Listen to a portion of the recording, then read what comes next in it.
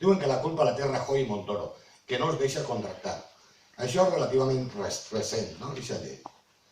Què feien en 2009, 2010, 2011, 2012 i 2013? Sobreviure de tots els empleos que històricament ha destinat aquest Ajuntament als aturats, a l'atur estacional, no? A el que deia Ricardo, aquest 10% que hi havia parat, que anaven, que els contractaven per a instal·lar platges, passarel·les, papereres, per a netejar platges, per a control de portes de tirades, per a camins. Tot això s'ha fet històricament, ara segueix fent-se. Però en alguns casos això s'ha privatitzat. Per exemple, la borsa de treball de la residència s'ha privatitzat. S'ha privatitzat el servei d'instal·lar passarel·les i això ho feien aturats. Avui es fa a través d'una empresa, de manera que el treballador cobra menys i a l'Ajuntament li costa el mateix. Bueno, així mateix convocaren una assemblea d'aturats, Esquerra Unida convocar una assemblea d'aturats i ells ens explicaren que el poc treball estacional que ofereix l'Ajuntament l'ofereix mitjançant uns exàmens, que per a presentar-se cal pagar 5 euros. En el seu moment cobraven 15 euros per a un examenet per a un treball temporal de 2 o 3 mesos. I als aturats, això va ser un escàndol. Des d'Esquerra Unida sempre hem proposat que la condició d'aturat és suficient com per optar a un dels llocs de treball temporals de l'Ajuntament. Sempre hem de fer que, com a mínim, hem de destinar el 5% del pressupost cada any, el que significaria 1.100.000 euros. I denunciaven els aturats que vingueren així a l'assemblea que sempre entren a treballar els mateixos. D'aquesta manera, es veu que sempre entren a treballar els intel·ligents, doncs només els intel·ligents tenen dret a treballar 2, 3 o 4 mesos. Per a moltes famílies això es resol el doble dels mesos que estan treballant. Bueno, una altra cosa. Encara no m'he eixit del desgavell de les grans obres faraòniques i així ja ens hem enclavat en una. Acaben de comprar els molins de la vila. En un intercanvi de 2 parcel·les municipals per als molins. Això són uns edificis de principis del segle XX que algun d'ells ja està caient i que caldrà, és una meravella de l'arqueologia industrial d'aquest poble, però caldrà posar-ho al dia i això costarà una pasta. No sé d'on trauran els diners. Jo ja ho vaig dir en un article a veure si l'alcalde que ho ha comprat ja havies començat a fer loteria així en la farda anar amuntonant a veure si algun dia teníem els 8 o 10 milions d'euros que costarà això. En el moment que l'Ajuntament de Sueca requerisca diners a altres administracions, parla de Diputació, Generalitat o Govern de l'Estat, demana diners per a restaurar això, no poden demanar diners per a altra cosa, perquè la situació no està per anar tirant traques. Passarà que em diran, bueno, ja tens diners per això, també en vols per l'altre. Doncs a veure, t'ho pensat antes, no? Bueno, la participació, la democràcia i el diàleg han desaparegut de l'Ajuntament de Sueca en els darrers anys. Ara tots parlen de participació i ningú ha posat encara dia i hora. Ningú. Esquerra Unida de Sueca proposa des de ja mateix per a la nova legislatura, per a la nova corporació municipal, que es posen a treballar per a preparar un referèndum per al pròxim mes de novembre, aprofitant les eleccions generals, amb la qual cosa no hi hauria que fer un gasto extraordinari, i fer un referèndum vinculant sobre els temes importants de la legislatura. Fins i tot es podria fer una consulta prèvia a veure quants temes incorporem a aquest referèndum i serà una cosa senzilla, vull dir, es fa a Suïssa i es va fer en el Mareny en el seu dia, per decidir si les festes anaven en novembre o anaven en Pasqua. Ho recordareu, no?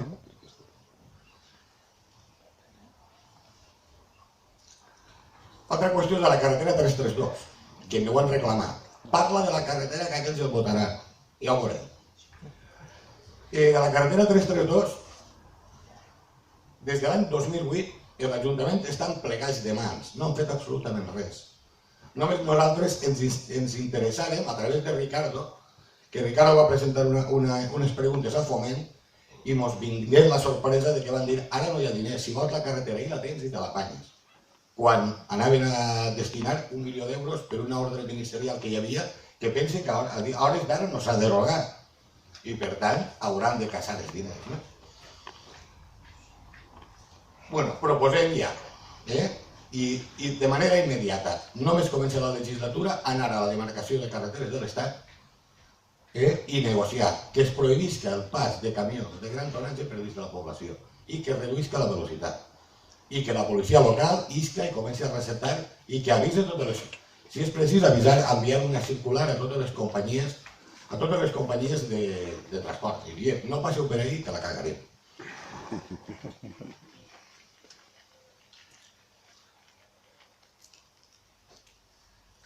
Bueno, i últimament l'alcalde està fardant, jo dic fardant, ell diu presumir, no? De deixar aquest ajuntament sense hipoteques. De moment sabeu que hi ha 3 pais que porten paralitzats, Déu sap, almenys 5 anys. 3, i els altres que no van executar-se, que també estan parats, no?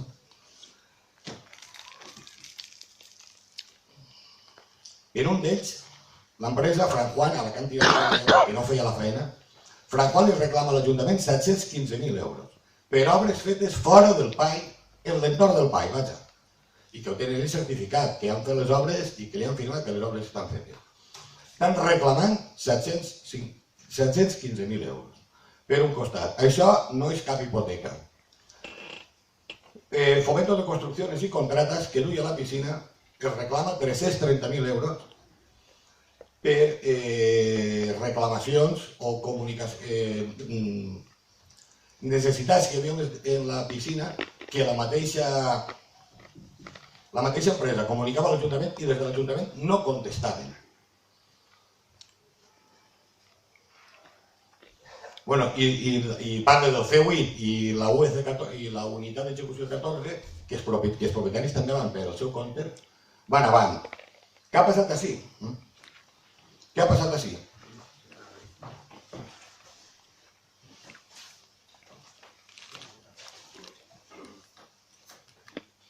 Comentava Ricardo lo de la iniciativa privada. Sí, i aquests espais es feien per la iniciativa privada. L'any 2000 l'Ajuntament de Sueca, o 1999, la memòria no m'ha arribat tan lluny, va constituir una empresa pública d'urbanisme que es deia Sueca Urbanisme i Gestió. I aquesta empresa pintà beneficis fins a l'any 2007-2008. El PSOE votà en aquell moment en contra de la creació d'aquesta empresa, perquè ells pensaven que apostaven per empreses solvents que es dedicaren a la funció urbanitzadora. Hem vist que les empreses solvents ens han deixat a tots en el cul a l'aire. Los valientes també caen, de puro. Bueno, tan sols 8 o 9 anys després de la Constitució la liquidaren. Per què la liquiden? Perquè la rebenten des de dins incrementant els gastos fijos. Pugen a 140.000 euros de pèrdues anuals, 170.000, a poc això es fa insostenible. Ningú cuidava del gerró de les olives, ningú. En aquell moment, l'interventor reclama que s'audite l'empresa des de la seva creació fins l'any 2004, perquè això anava amb molta subola, molta suaire.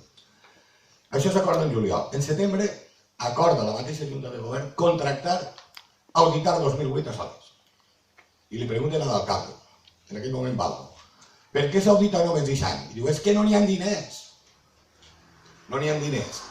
7 o 8 mesos després, en la liquidació del pressupost de l'any anterior, havien sobrat 1.400.000 euros. Per lo que vol, sí que hi ha diners. També havia decidit tombar la biblioteca i tombar part de l'obra de la biblioteca i no sabem encara el que s'han gastat. En un informe d'un arquitecte inexistent, avui vas a l'Ajuntament a demanar-lo i no està aquest informe.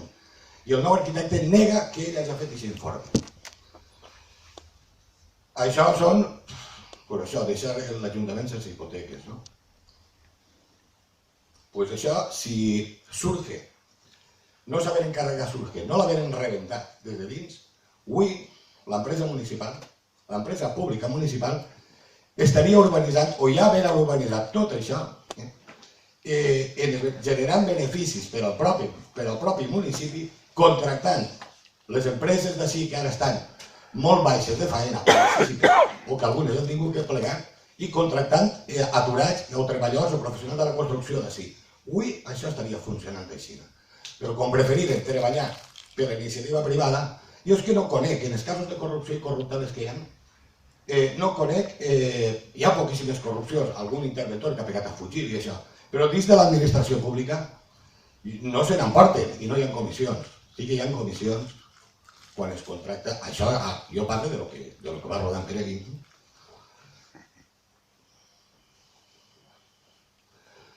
Bueno.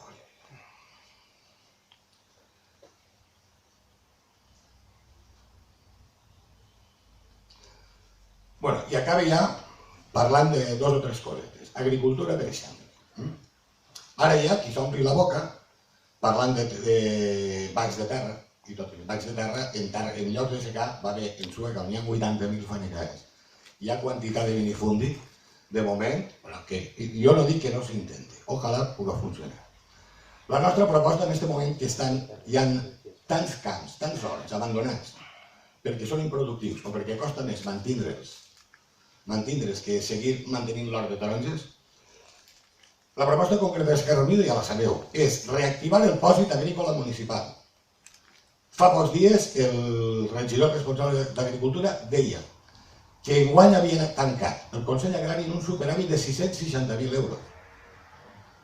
Pues gástatelos, tío. Gástatelos. Utilízalos per contratar gent per netejar camins o reparar camins, perquè avui els camins es contracten tots a través d'una empresa quan abans es feien directament des del Consell Agrari. I la seva pròpia maquinària, quan calia contractar gent, es contractava. Ara, a veure, reactivar el pòsit agrícola municipal com a línia de microcrèdits que avui la banca privada no li va donar a un perquè té 3 fanecaes d'hort abandonat, no li va donar 3.000 euros a 4 o 5 anys vista al xicotet d'interès per a que arrenqui l'hort, el treballa i el posa a treballar o li l'arrenca algú perquè el posa a treballar per fer verduretes o fer qualsevol experiment. Provar en magranes, per favor, no planteu caquis. Jo vaig dir l'altre dia que ja estem tots plantant caquis que la cagarem com en la taronja. Fer proves, no? Pues es tractaria de fer xicotets crèdits de 2, 3 o 4.000 euros a xicotet d'interès, que això existia abans, com una manera d'ajudar a que funcionara. Això també ho farien extensiu a la creació de xicotetes cooperatives agràries o de transformació hortofrutícola. I dit això, confie en la vostra lectura positiva del que has posat Ricardo abans, del que estic exposant jo ara i durant tota la campanya, i recordar-vos que votar a Blai és votar a Esquerra Unida del País Valencià, Izquierda Unida i l'Esquerra Europea. És votar trellat i a l'esquerra de sempre. A Sueca també és temps d'esquerres i de trellat. Moltes gràcies.